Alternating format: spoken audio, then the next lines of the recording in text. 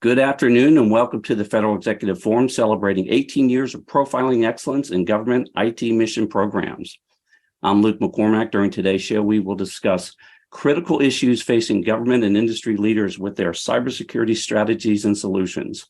With me on today's show are Rear Admiral Bill Chase, Deputy Commander, Joint Force Headquarters, Department of Defense Information Network; Ron Pontius, Deputy to the Commanding General, U.S. Army Cyber Command; Robert Costello, Chief Information Officer at CISA; Lamont Copeland, Managing Director of Federal Solutions Architect, Verizon; Felipe Fernandez, Senior Director, Systems Engineering, Fortinet Federal; and Sterling Wilson, National Alliance Director at Rubrik. We're talking cybersecurity, and we're going to start with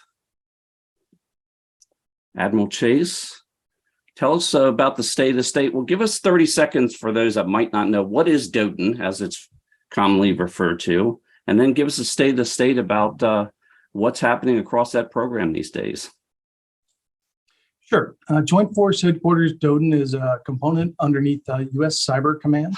Our primary mission areas are to secure, operate, and defend DoD networks globally. And as we look at cybersecurity within that and the secure and operate portion of this, our first priority is to enable missions across all of DoD. First and foremost, the cyber one, over which much of the department's command and control runs, as well as that of all the other mission partners that we have throughout the Department of Defense.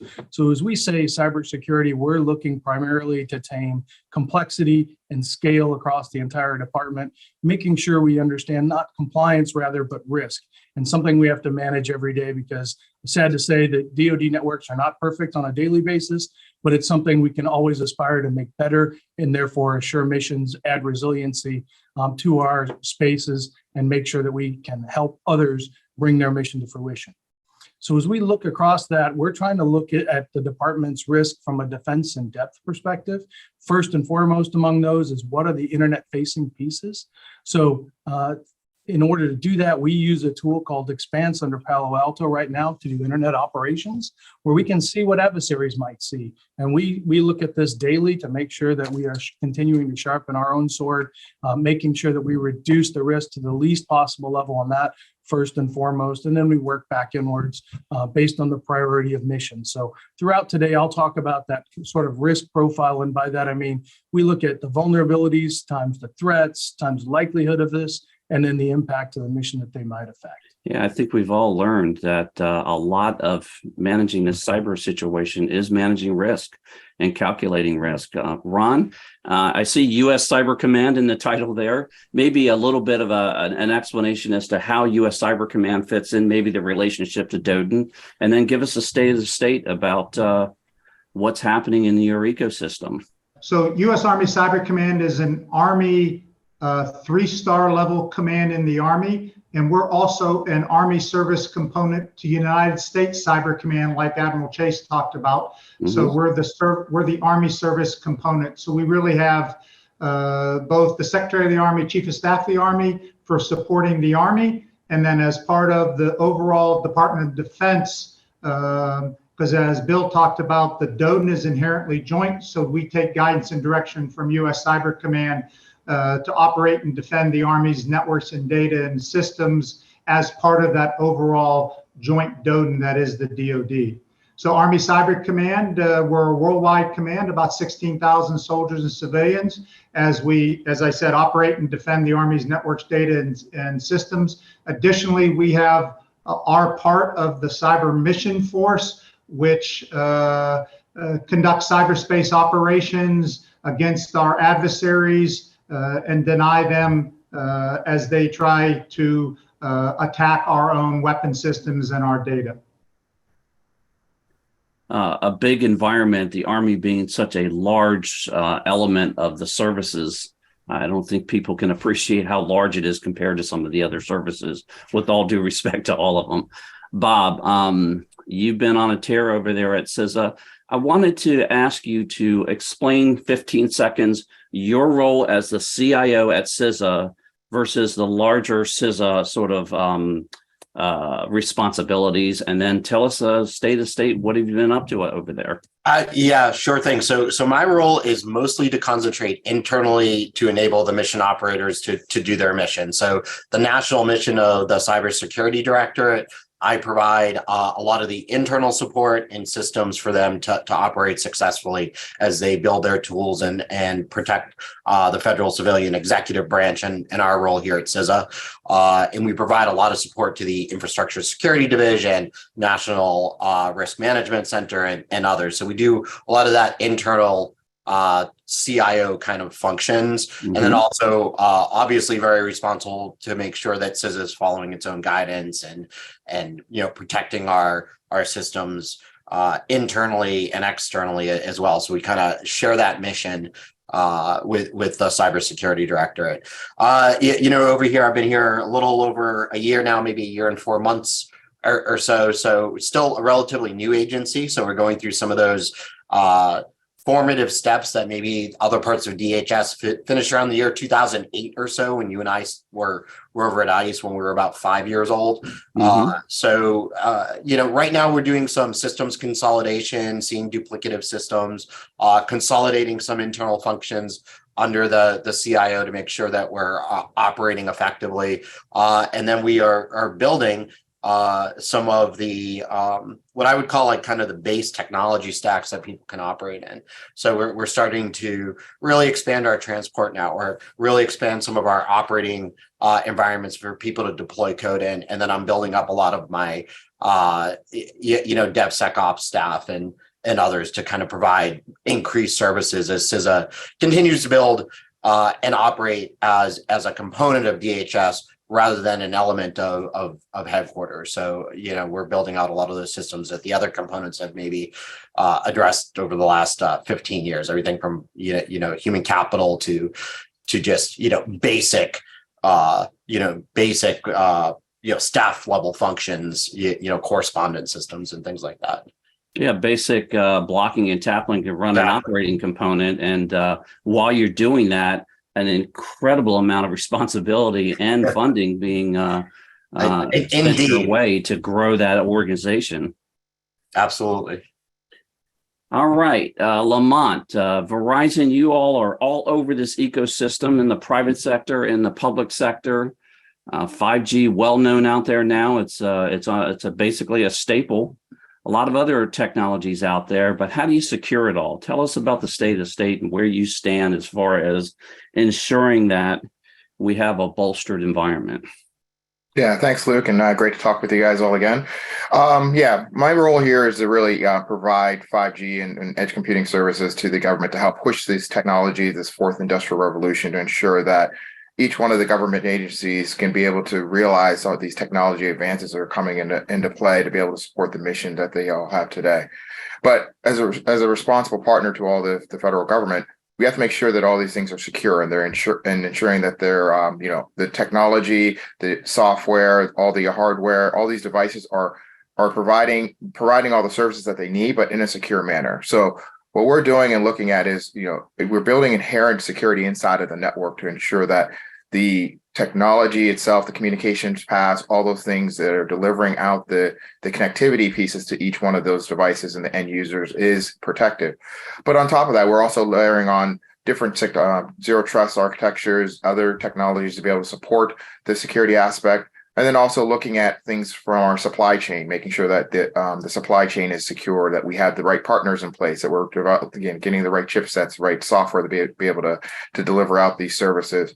And then we're also making sure that we have all the right operational procedures and processes, and ensuring that we're delivering secure, reliable services out to each one of the end users. Because as you all know, the people here and the data are the critical infrastructure, the things that we need to protect. As long as we're making sure that data is protected and these endpoints that they're delivering that data to, we'll be sure that we're providing the right services to our federal partners. Absolutely, and we certainly do appreciate that, Felipe. How about at Fortinet, a instrumental part of the ecosystem here? Give us the state of the state as to what's happening in regards to securing our environment. Yeah, good to talk with you, Luke. Thanks for the time. As agencies continue to balance their efforts in infrastructure modernization, cloud adoption, operational resilience, we're focusing on helping them implement greater visibility, automated security capabilities such as vulnerability scanning and incident response across all the enclaves in their AOR. As we know, digital transformation continues to boost agency mission success, but it also comes along with some challenges. And at Fortinet, we're making sure agencies are aware of cybersecurity solutions that we have that may be of assistance in potentially mitigating those risks brought on by new technologies, new third-party providers, and definitely from the threat actors that are looking to exploit any gaps in their security. A critical element of the ecosystem and ensuring that snaps in and again bolsters this environment. Sterling, Rubrik, well, not a newcomer to the ecosystem, that's for sure. Very instrumental in both the private and public sector, but a newcomer to the show. So why don't you give us 30 seconds on how does Rubrik fit into this, and then give us the state of the state. The interesting times for sure. And thank you for having me here today. You know, what we're seeing, not only here at Rubrik, but in the industry in particular, are some new trends. Data itself is being used in new ways. You mentioned even earlier that Rubrik isn't a newcomer, but perhaps a little bit of a newcomer to this space. And that's really because the industry itself has shifted. You know, data is not in the same places. They're not in the same places as they used to be. Data is that new crown jewel. We used to, you know, in the past, when we had these trusted architectures, data was really just an endpoint. It was something that we used into the applications, and it really didn't matter much outside of those applications. But what we're seeing today is data is the new crown jewel itself. Metadata, the data about the data, is almost even more important as we use that data to solve things, traffic patterns, soldiers in theater, hospitals, cures for diseases. So because of this, it has become literally the crown jewel that we use. This whole new market has also opened up another trend that we're seeing. It's also opened up a whole new market for nation state actors, as well as ransomware threat gangs. So the fact that we used to apply zero trust to what we call the periphery, you know, your firewalls, your CASBs, your IDPs, we're now seeing a zero trust or a need to apply those facets of zero trust directly to the data itself. And this is a little bit new, simply because we have a new market. We have, you know, ransomware as a service. We have, you know, double extortions, all of these new ways to try to steal, exfiltrate, and in some ways sell our data. So obviously this has offered up new ways that we use our data, new ways that we're actually implementing security around the data itself. And of course, it also opens up some really new alliances between some companies, and where we have to work and make sure that we provide the comprehensive solutions that we need today. Good catch on those alliances. I think that's really key and an important element here. No one single solution can handle it all. Let's go to a specific example. Ron, I'm gonna reach out to you. You mentioned obviously your global, massive element, the service of the Army. 18,000 men and women in your environment alone. I can't imagine the hundreds of thousands of threat vectors that you're trying to deal with on a massive scale. Everything must be industrial strength. Give us an example of one thing that you'd like to highlight that you're pushing the agenda forward. Yeah, Luke. So when I appreciate you appreciate the scope and scale of the Army, almost 1.4 million users worldwide. And so when you look at that, the attack surface is quite large as we do things. So the Army is absolutely, the Army has Secretary Christine Wormuth published the Army Digital Transformation Strategy. And that is really focused on, it's got, I'm going to hit some higher and then dive down to answer your specific question. Sure. It's got 3 overall objectives. One is modernization, which envisions a digitally enabled, data-driven Army propelled by digital transformation. The second is reform, which is really about making sure that every dollar, every resource, the people in the Army is the best value, and that the Army is very good stewards of the resources. And then number 3 is people and partnerships, because as mentioned by a couple other panelists, it's absolutely about the talent and the competition for talent. But when I come back to that modernization piece, if I think about some of the key lines of effort, accelerate cloud native adoption by unifying the Army's enterprise and tactical clouds, leverage data as a strategic asset to achieve interoperability and get to decision making, and then elevate the Army cybersecurity posture and really embracing those zero trust principles that are in line with the DoD zero trust architecture, which is really the overarching thing the Department of Defense is doing, and Admiral Chase made a reference to it. But when we think about specifically in the areas, a big accomplishment over this last year was the Army adoption of Microsoft Office 365. We call it Army 365, and it was born out of a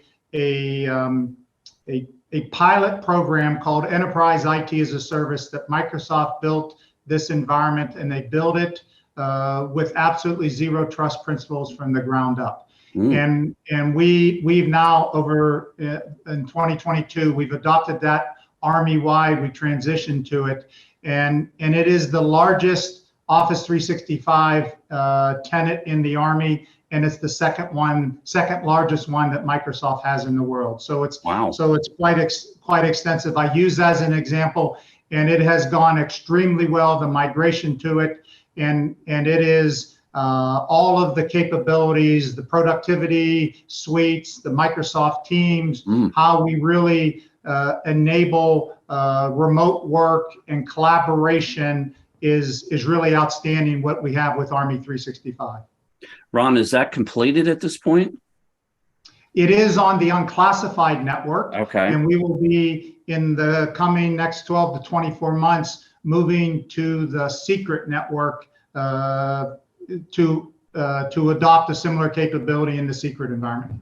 Right. And I would imagine it's over 1 million users, and that's not just domestically, worldwide. So that has to be extremely complex rollout in doing something like that. So hats off to you for the success of that. All right, we're going to take a short break and we're going to be right back. You're listening to the Federal Executive Forum on Federal News Network.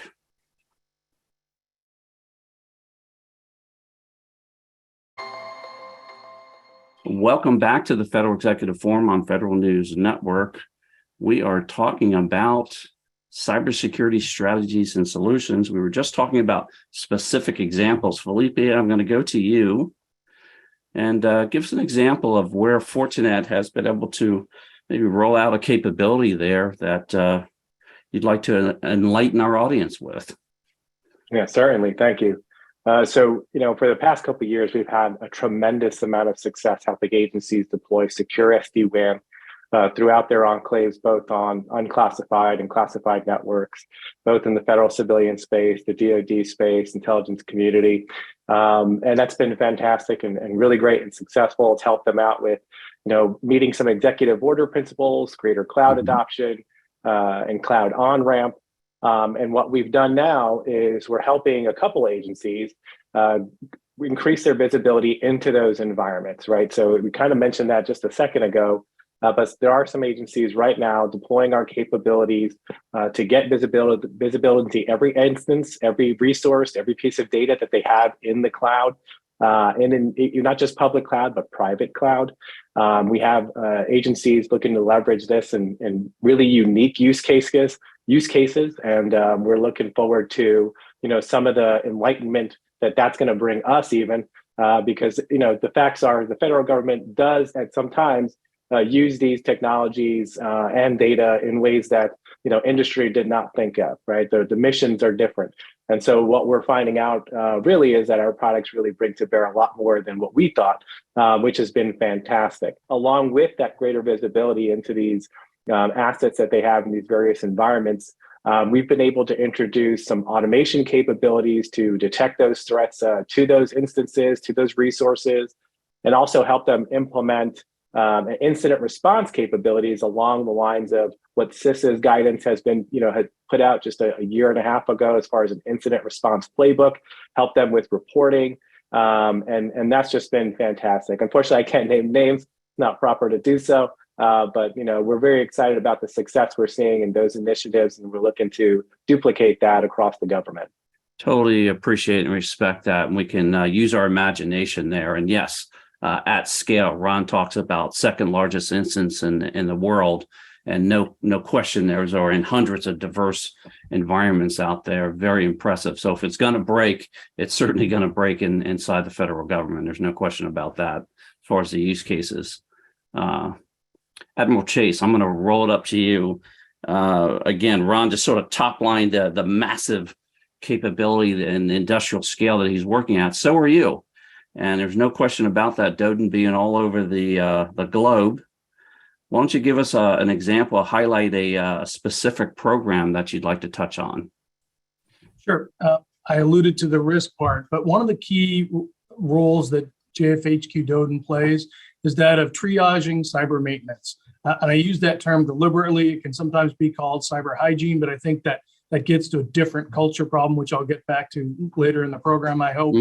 But this triaging of cyber maintenance is our approach to risk, right? So as we looked at the threat and we looked at the vulnerability, the power of partnerships here is absolutely key. Given the scale and complexity we're talking about, understanding the threat vector to start with. So we get a significant amount of help there from Cyber Command, NSA, the broader IC, and increasingly the commercial space. Because if we can get that down to the lowest unclassified level, on one hand, we may need nation level attribution or specifics that we might get from the IC. But in the field, what our cyber operators, secure and defend folks actually need is just tell me what the next step is and how do I break that chain that will stop bad things from happening to my unit.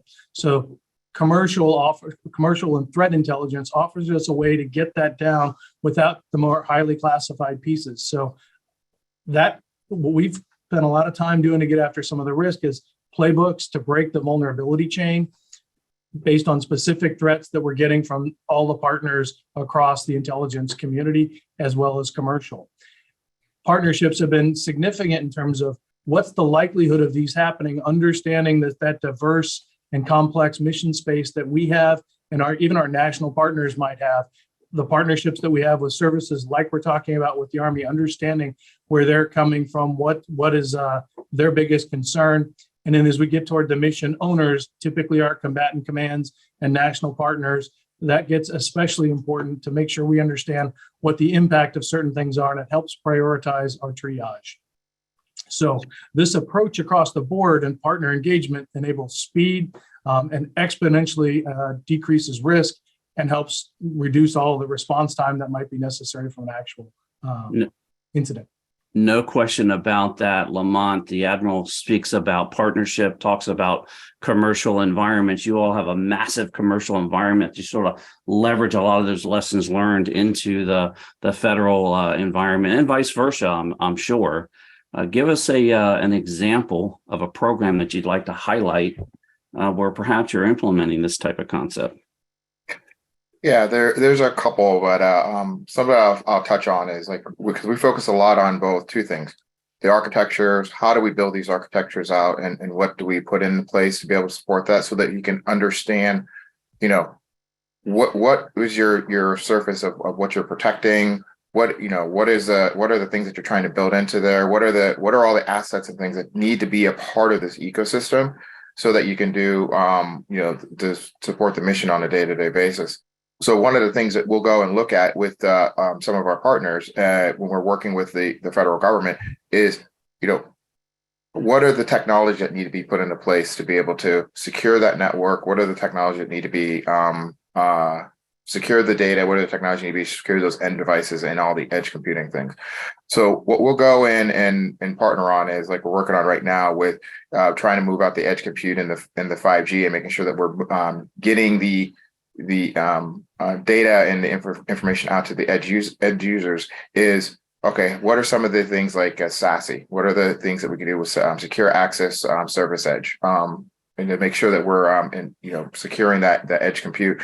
What are some of the things that we're going to put into place for that zero trust architecture to be able to then say, okay, we're looking at not just stuff to protect at the the perimeter and what's happening at the headquarters area, but how does it then protect things at the border? How does it then protect things when I'm out in the field for first responders? How do I then protect things when I'm working at on a flight line in those facilities?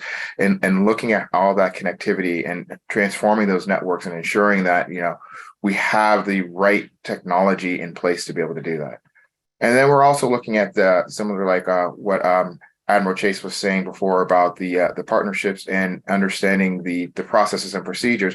One of the things that we're also proud of is working with agencies such as CISA. We have partners that are on board with the Cybersecurity Safety Review Board that we're working on and looking at all the processes and procedures, looking at what these threat vectors are, what are the things that industry can bring in to be able to talk about and help agencies and industry itself understand what the vectors are, what are some of the protection measures, what are some of the things you should look out for when you're trying to protect all the different aspects of your environment.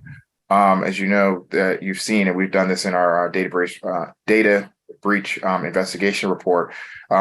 System intrusions are one of the largest things that are happening these days. It's where you go in, you have a lot of things coming in with hacking, malware, ransomware, which allow the threat actors to come do what the different things with stealing credentials, stealing information, putting in different things, which will then, put our nation in a precarious position to be able to protect each one of our citizens, each one of our soldiers, and all of our agencies. So, what we're doing is, in these partnerships, we're looking at and providing information about what we see from a security aspect, what we're seeing from an infrastructure aspect. We're taking that information that we're working with our partners and the federal government, marrying that together and figuring out what are the right policies, procedures, and things that need to be put into place so that we can work lockstep to be able to then protect all of our assets and data that we have. And we certainly do appreciate the partnership there. Bob, you talked about being over at CISA now for about a year and change, and no question that you've been spending a lot of time with the blocking and the tackling, and no doubt you've discovered a lot of things over there as far as securing your environment, et cetera. Why don't you give us an example of sort of where you stand right now, maybe a specific effort that you have underway in regards to strengthening and bolstering your environment? Yeah, there's a couple good examples. I think the first, the Cyber Safety Review Board, as mentioned previously, is doing some really good work.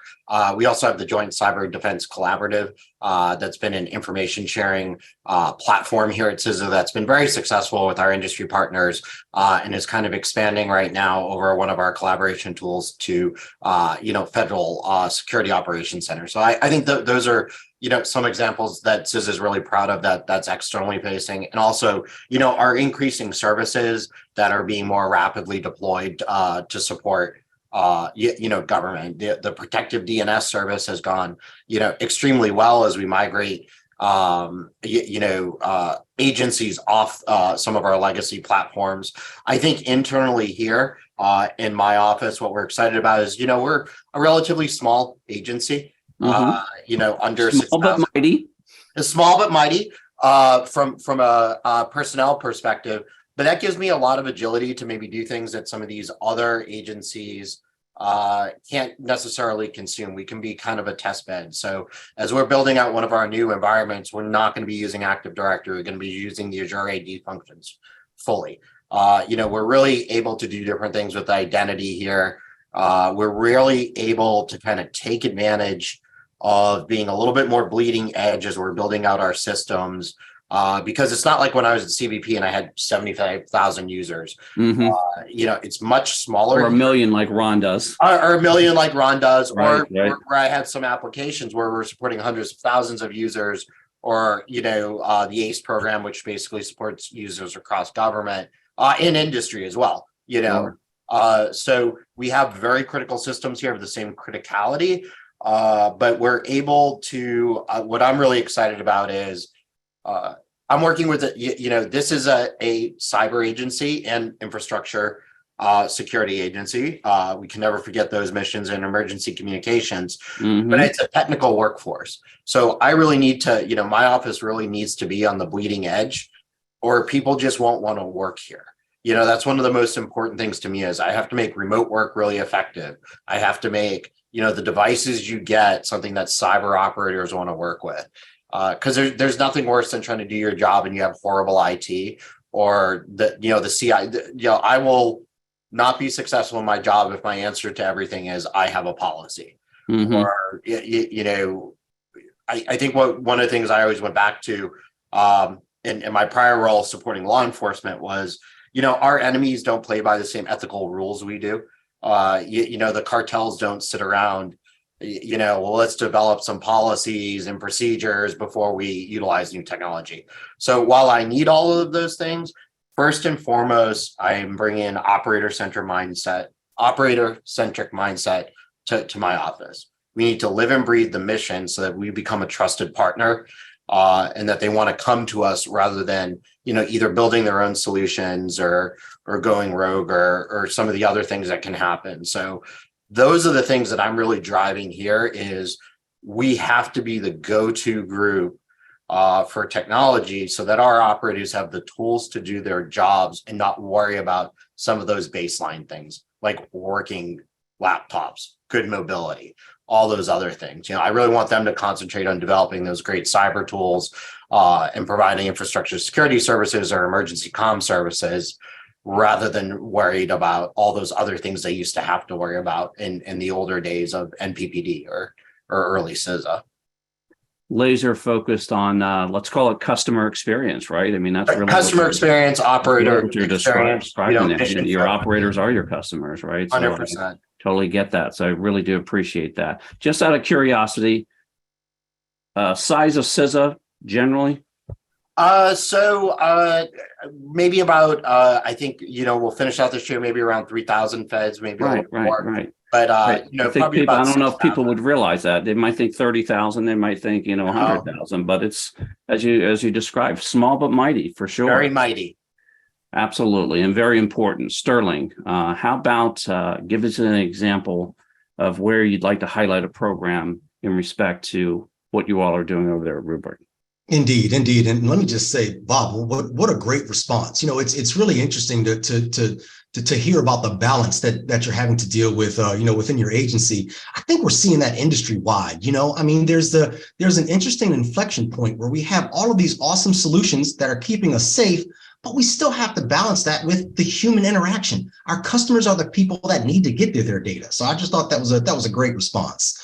From our perspective, in this arena, success means having a plan. It means having a plan. Look, we know we have to have all the standard security solutions that we've always had. You can't run a good infrastructure without a solid firewall, without IDPs, without some of those things we've already talked about. We also know that bad guys are also getting in, and some of these are some of the human factors that we've talked about as well, and we can talk about that in a little bit. But literally, success now means knowing where your data is. It means having that plan, and we're proud to have helped our DoD family apply these zero trust principles directly to their data. The idea is to classify the data so that you know where your data is during an attack. Many a times what we find is these attack vectors, when these things happen, these nation state actors, rogue people, these bad actors are actually lying in wait in the infrastructures for months. The point is that if you don't have your data classified beforehand, if you don't know where your data is, what it's doing, and to be able to tell what that blast radius is during that event, who got what, remember, there are fines levied for each piece of PII that's released. So having that plan really is success there in the beginning. Of course, being able to allow our DoD family to take these awesome alerts and these things and justifications and forward them into best of breed solutions like Fortinet's FortiScene. So doing those things and bring the actual solutions that our DoD family needs is really what we consider success. One of the most exciting things I would say that really we've really brought to the industry most recently, I would really have to say is something that we call threat hunting. If you think about what I just said, the fact that certain facets of these ransomware strains are in your environment for months at a time, think about what that means to your secondary set of data.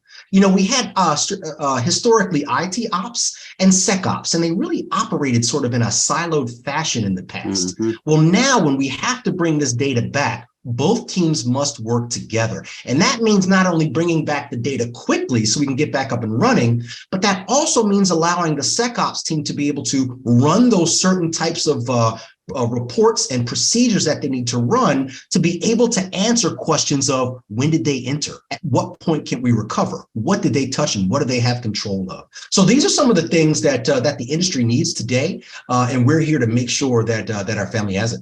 No question, and certainly need that pre-breach and post-breach. No doubt about that. Admiral Chase, we're going to go to priorities. I know you have a lot of things on the plate. Give us your top 2 or 3 priorities for this year. Sure, thanks. I already talked about the triage part, and that's the part where Cybercom is the supported mission. The other part where we are supporting others is what's the question I get asked most often is, what is the cyber risk to my mission? And that's usually from a combatant command or other element.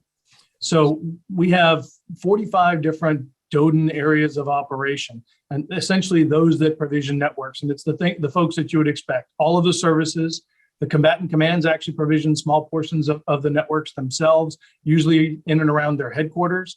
And then there's all the defense agencies for absolutely critical things like moving logistics, making sure healthcare is still there, that the financial operations still go. So harnessing all of those and understanding the risk and stitching together that story is our priority for this year. In order to do that, we're going to have to standardize some risk approaches in what we'll call security areas. And we need to do that in order to get after some of the speed, enhance the value that we provide to all of our mission customers, and then ultimately their mission success.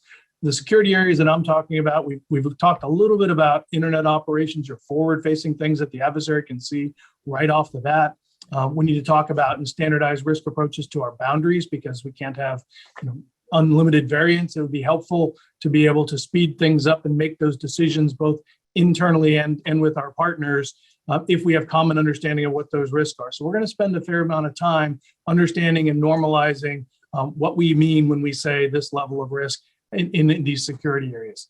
The others, we've talked, I think Ron talked extensively about endpoints and Microsoft. There's a whole lot of data to be had there and understanding where we need to take operational standards and apply those in addition to some of the policy standards that will help understand so we have a defense in depth that is meaningful, continuous, and doesn't have gaps.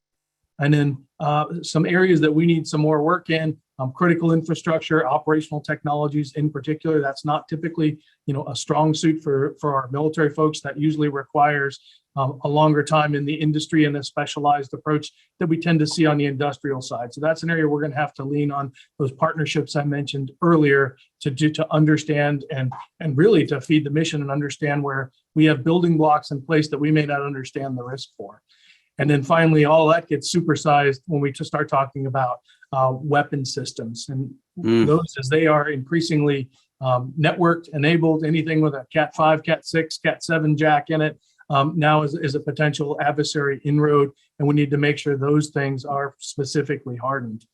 Sterling mentioned in his comments, that the pieces that we see, and I would say it's the anomalous behavior and crashing on the security ops and the net ops side. Things don't present themselves as, hey, I'm the adversary or I'm last night's configuration error. They present themselves simply as anomalies, and both teams have to crash on that. So that's a theme that we're going to continue to work on throughout the year. Thanks for mentioning that, Sterling. A lot of moving parts there and a lot of focus on a variety of very important priorities. We're going to take another break and we'll be right back. You're listening to the Federal Executive Forum on Federal News Network.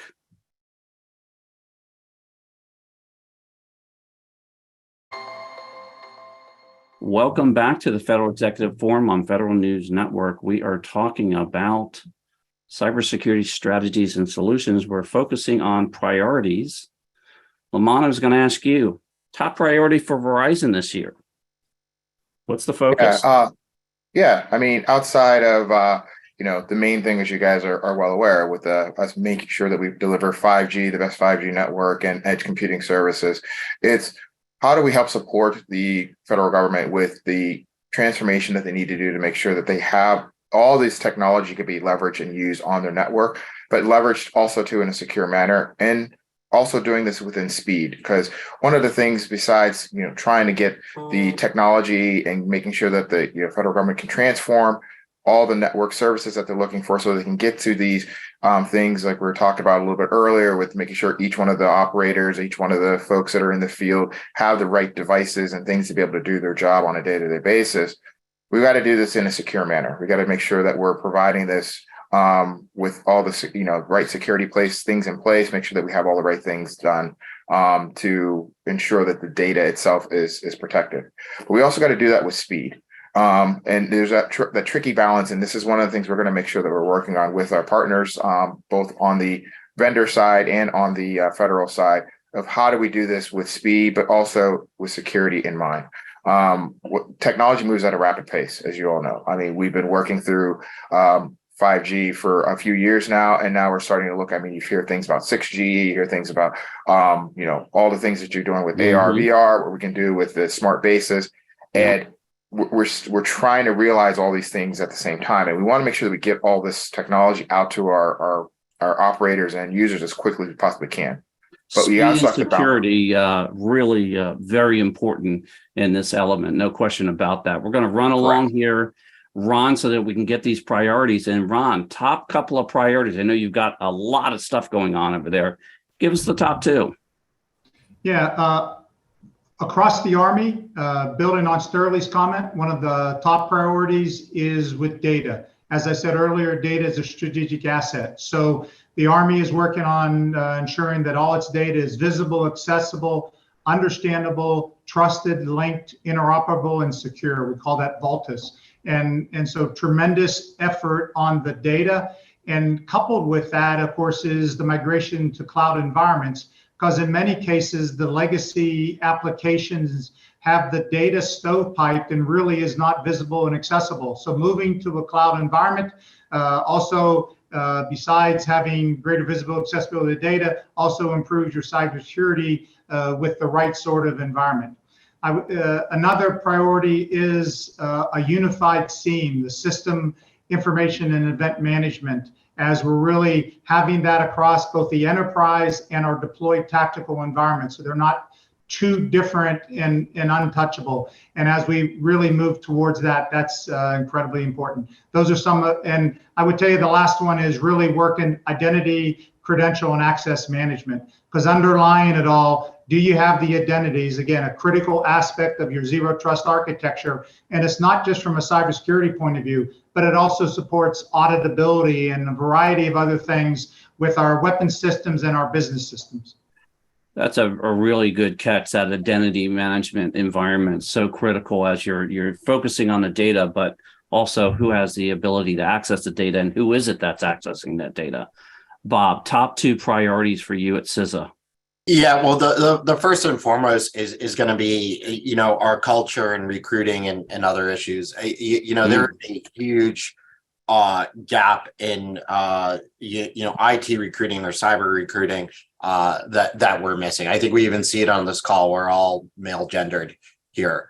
These are things that we need to start addressing. We need to start looking a lot differently in our recruiting strategy. And we need to make sure that we are first and foremost taking care of our people and addressing all of their various needs. If you're following some of the things on like ChatGPT and elsewhere, like things are changing and evolving so much faster than when a lot of us started. I mean, I started in, many years ago, building radios with my dad and getting into the Air Force, and the Air Force is responsible for my entire rest of my career. I can never thank the Air Force enough for taking a not so great kid and shaping him into something that, could accomplish, some good things and maybe one or two great things in my life.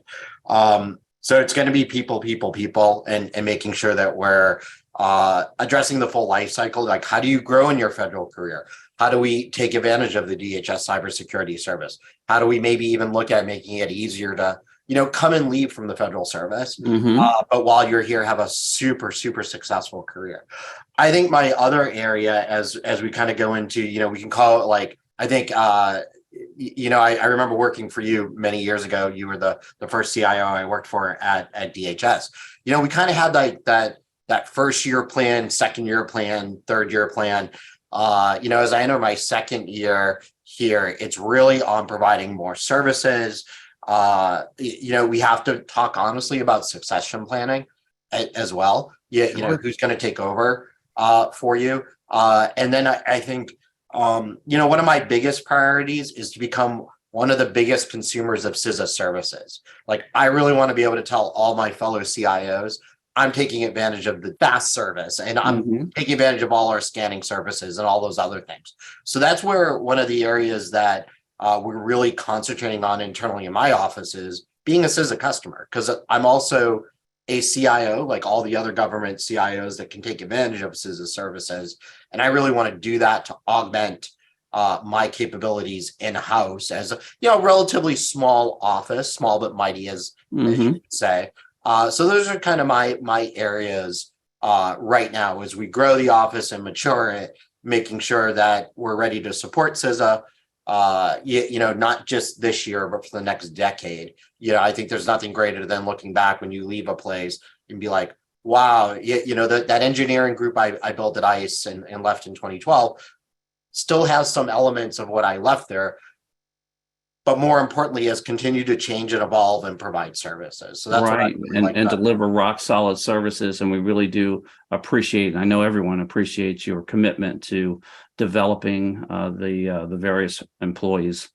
All right, we're gonna wrap it up here, and I'm gonna ask Sterling to, if you want to sneak in your number one priority, but at the same time really cover your state of the state and what it looks like 2 to 3 years from now, right? What does it look like over the horizon? What's the demand signal that Rubric is getting? That's a great question. And, just to answer this succinctly, the top priorities here, certainly to make sure that we are serving our DoD family the best. Awareness and education. We've touched on this several times here. The human component is the most important component today. We can have all of these solutions that have been implemented in all the right places, and all it takes is one wrong click. All it takes is one person walking in behind you. All it takes is one stolen piece of hardware, for instance. So awareness, offering exercises, rapid response teams, making sure our technical professionals have the information they have, and then understanding, helping our end users understand that human-driven component is the most important piece of it. As far as my vision for the future, man, that's tough. A lot of these solutions are really evolving so quickly. So I'm going to say, and somebody even said Chat GPT, and I was going to say, I use Chat GPT for all of my responses today, but that's of course not true. But literally AI and ML, these tools and solutions, as they grow in maturity, are going to be used in different ways in all of these solutions to take some of the human error out of some of these things when looking over logs and looking for anomalies and things like that. It can never replace the human part of it, but taking away some of those mistakes that we could make. Good laser focus, and we really appreciate it. Felipe, what's it going to look like 2 to 3 years from now? Yeah, that's a great question. I think at the core of everything is going to be implementing zero trust architecture, right? As far as the cybersecurity strategy and initiatives for which most things will be based. And the reason for that is that framework introduces tangible cybersecurity measures to safeguard data, users, and mission essential interests. I also see a growing interest on education and training. The rapid change in technology, or the pace of it, is not only impacting end users and those who consume technologies and services, it's also impacting those professionals who are, asked to go ahead and sell those and implement those and all of that. So, training and an emphasis on that is going to be important. And, that's not only going to happen to users and administrators. I would say it's also going to happen to administrators and policymakers. We have to understand, with new capabilities, we have new things at our disposal, and we have to adjust our policies and maybe loosen things up a bit. Mr. Costello here talked a lot about, just really being user-centric, focusing on what they need, delivering it with the latest capabilities possible. Obviously, I'm sure he's doing that responsibly. So again, just shifting in that mindset. Coming along with that, the proactive measures are going to be a focus. I think maybe it's a little bit behavioral, as far as the way humans respond when we put in a toy. We're going to look at it more. We're going to see, what happens if we turn this knob? Can we find more things? Particularly in cybersecurity capabilities, you implement a new tool, a new sensor. You're going to look at what can it find for you? Are we going to see something we haven't seen on our network before? Mm-hmm. And you're going to tailor that to, whatever your mission, or desires are, and whatever the watermarks that you want to reach. So I think that's important. And lastly, considering workforce and budget constraints, and touching on something Sterling and a lot of us have said here, is that artificial intelligence and machine learning is going to be really important, right? So we talked a little bit about a couple of things. Utilizing it to, kind of replace or mitigate some of the human error, but not human judgment. But we also got to remember, if it's available for us to use, and we talked about ChatGPT, then I'm sure we all saw the news story not too long ago about how ChatGPT can be used to create polymorphic malware by anyone. And so that means, our adversaries have access to this tremendous tool, and with, these capabilities, they can never sleep, never eat, never, stop to take a break, but constantly create, new threat vectors, new problems for us to, try to thwart before, they cause real problems to our interests. So no question, and a lot to get our head around. So I really appreciate the top line there. Lamont, you hinted at 6G. 2 to 3 years from now, is that what we're going to be talking about, 6G? Thanks, Luke. Not sure, but right now we're going to be mainly focused on getting that 5G stuff out there. But I mean, I think, for the future, what I'm looking at, and I think it can't reiterate enough for what all we're saying here, but the partnership and discussions on how we all drive outcomes together, and the continued evolution of moving towards that, because that's going to help us ensure that we're securing these networks, securing the data, securing all the systems and mission sets that we need to be able to support for all of our end users. And I've seen a lot of that. I mean, there's a lot of interactions and work between the industry and the federal government to make sure that we are going at this together, because there is that human element. We're talking about this where we know what we need to do to be able to support each other, to support the networks that need to be delivered, and how do we protect these networks? How do we protect that data? And then really discussing about outcomes more than just requirements, because when we really discuss about what Admiral Chase is looking for, Mr. Ponte is looking for, Bob Cassell is looking for, when they're saying, I'm expecting you to deliver this, then we're able to bring the best and brightest of intelligence that we have from industry to work together to be able to secure our space. So, and no question, and outcomes. No question, do it at the speed of mission as well. Bob, you're going to be in the role there in 2 years. Let's see, you'll have a 3-year tenure at that point. If I'm a new employee coming into CISA, sort of looking around, what can I expect? Well, what sort of your target environment that you want to have? What's it going to feel like when I show up for service? Wow. Yeah. That's just kind of leaning on that customer experience. Yeah. Right. I mean, so I have some other things. I mean, there's so many things that you don't expect, as your career progresses. I had left government service, and got a call back to interview and come back as the CIO here after I had left for about 6 months. I think, there's a couple of things. As a new employee, you want that experience to be smooth. You want them to get equipment on time. You want them to have all the resources available. I would really hope in 3 years, this office and parts of, our technology stack are operating at, a pretty mature level. Comparison to the other components of DHS. We are a component of DHS, so I'm always measuring my success against some of the bigger components that have been there that's fair. 20 years. I would also say too that I would like this office to be viewed, even if I'm not here in 2 or 3 years, as one of the most agile and adaptable CIO offices in government. That's really what I'm aiming for, is to model us against some of those great players in government, but also in industry. Because if we don't adapt, you've worked with me for a long time, I'm always kind of changing things up. But if we don't adapt, then we will fail. We have to adapt as fast as the enemy. And we have to also adapt as fast as our workforce. You know, people are coming in now with very different needs and wants than, you know, when I came in. Like when I joined the Air Force, I didn't even have an email address.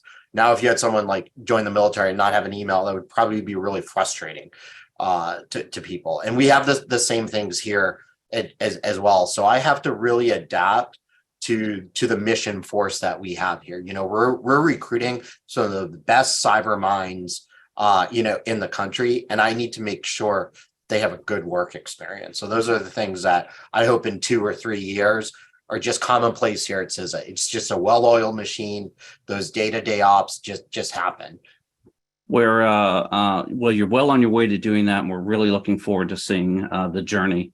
Ron, 2 to 3 years from now, what's your target aspiration? What's your target environment going to look like as we fast forward here? So it really aligns with very much what Secretary Wormuth has laid out, because 2 of her top priorities are network modernization and transforming the Army to be a data-centric Army. And really, it's about, you know, decision making with that data. And those are absolutely related. And underlying the network modernization is a variety of 45 plus initiatives that we're really capturing under our zero trust strategy as we're moving forward. And that is incredibly important. And we will make substantial progress in the next 2 to 3 years. And then, of course, as we modernize, as the others have talked about, the workforce is incredibly important. The Army has laid out a people strategy: acquire, develop, employ, and retain.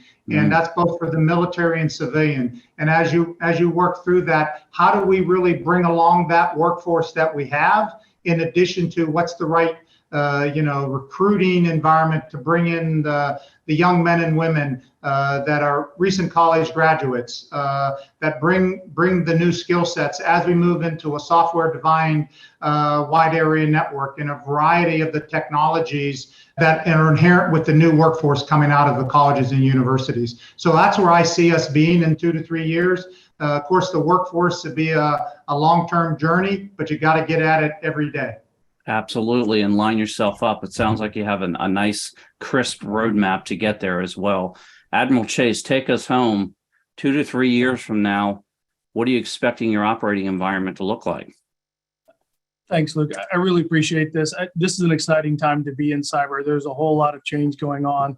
You know, we're seeing, you know, automated and weaponized vulnerabilities coming at us faster and faster.